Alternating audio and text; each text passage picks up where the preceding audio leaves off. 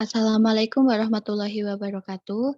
Di sini kami dari kelompok 6 ingin mempresentasikan tugas kelompok case study dari Makul Information System Audit and Control dengan anggota saya sendiri Fadila Anastasia dengan NPM 0065, yang kedua Denoviana Lestari dengan NPM 0085, Farah Anafi dengan NPM 0087 dan Resti Ariza dengan NPM 0089.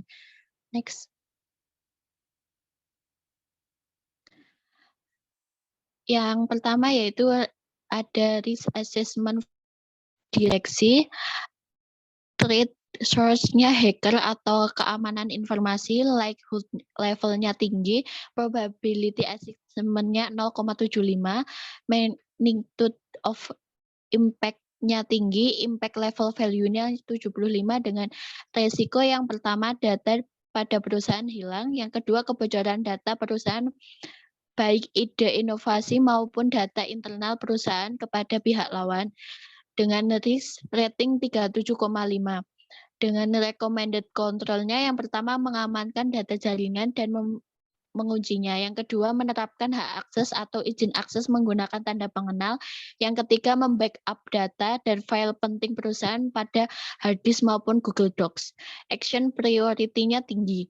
Yang kedua ada IT area direksi dengan threat source-nya akses jaringan. Likelihood levelnya tinggi, probability assessment-nya 0,75, magnitude of impact-nya tinggi, impact level value-nya 75 dengan resiko yang pertama jaringan bermasalah secara massal, yang kedua koneksi jaringan tidak stabil, yang ketiga perangkat tidak berfungsi dengan risk rating-nya 37,5. Recommended control-nya yang pertama membutuhkan teknisi jaringan yang sigap untuk memperbaiki, yang kedua menggunakan alat monitoring tool dengan action priority tinggi. Selanjutnya akan dijelaskan oleh teman saya. Untuk yang selanjutnya yaitu pada IT area terdapat pelatihan atau keterampilan karyawan pada financial application. Lalu untuk sumber ancamannya yaitu adanya kurangnya pelatihan pada karyawan dan kurangnya skill pada karyawan. Untuk likelihood levelnya tinggi, untuk probability assignment-nya 0,75 dan magnitude of impact tinggi, sedangkan impact level value yaitu sebesar 75. Untuk resiko yang dapat terjadi yaitu yang pertama ada hilangnya data dan rusaknya perangkat. Kemudian risk rating-nya sebesar 75 dan recommended control yang dapat dilakukan yaitu mengadakan pembelajaran dan pelatihan kepada karyawan mengenai IT. Lalu action priority-nya tinggi. Untuk yang selanjutnya akan dijelaskan oleh teman saya. Untuk yang selanjutnya itu di aplikasi keuangan F2, untuk tantangannya ada di aspek keamanan, dan untuk sumber ancamannya itu virus. Jadi PC klien atau PC server itu terkena serangan virus. Nah, untuk tingkat kemungkinannya itu tuh tinggi, kemudian kemungkinan ditugaskannya itu 0,50, dan untuk besar dampaknya itu medium atau sedang, dan tingkat nilainya itu 75. Dan untuk resikonya yang pertama adalah kehancuran data, yang kedua itu dapat memproduksi spam, dan yang ketiga dapat menghancurkan perangkat lunak.